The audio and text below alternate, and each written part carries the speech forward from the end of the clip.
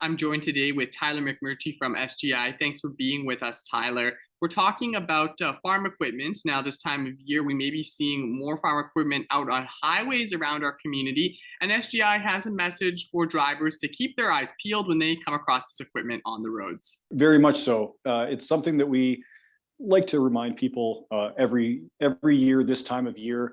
We know harvest is underway in many parts of Saskatchewan, and where it's not underway, it's going to be soon.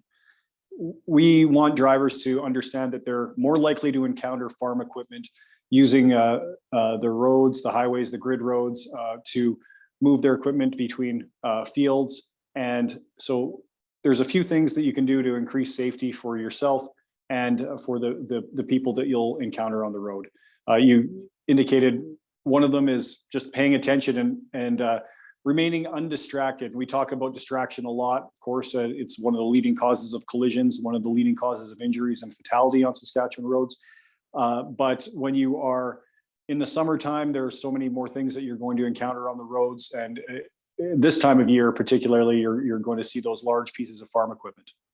So what are some of the other tips you'd have for motorists when they're driving and if they happen to come across some of these pieces of equipment on the road so that they're not causing a collision? Yeah, understanding that what you're dealing with, I think, is very important. For example, farm machinery, very slow moving. If you're coming up on it at highway speeds, you're going to approach it very quickly.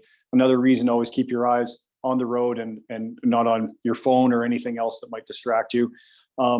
Understanding that equipment is deceptively long and wide in some cases. There are requirements for farm equipment to have certain markings and lighting when it exceeds a certain size, or if it is only capable of going a certain speed. But just paying attention to what you're dealing with, giving it some space. Farm equipment and the operators who are moving it, there might be blind spots there. So maybe not following too closely behind, giving themselves a little bit of space by hanging back will allow you to anticipate if they are suddenly about to turn off the highway onto a field.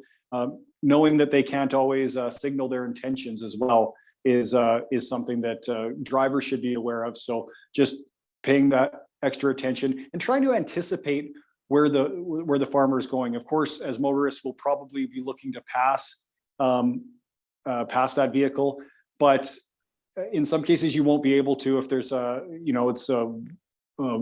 single lane highways and heavy traffic going both ways. Understanding that you need to be patient. If you are looking to pass, making sure that you have enough space and room to do so, and doing so quickly.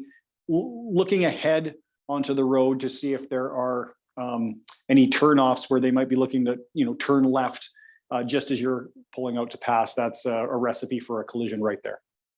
Some people may be thinking that this isn't a super common type of collision to have with farm equipment on the highway, but in the past 5 years, 41 people have been injured in these types of collisions. So it's something that people should keep in mind.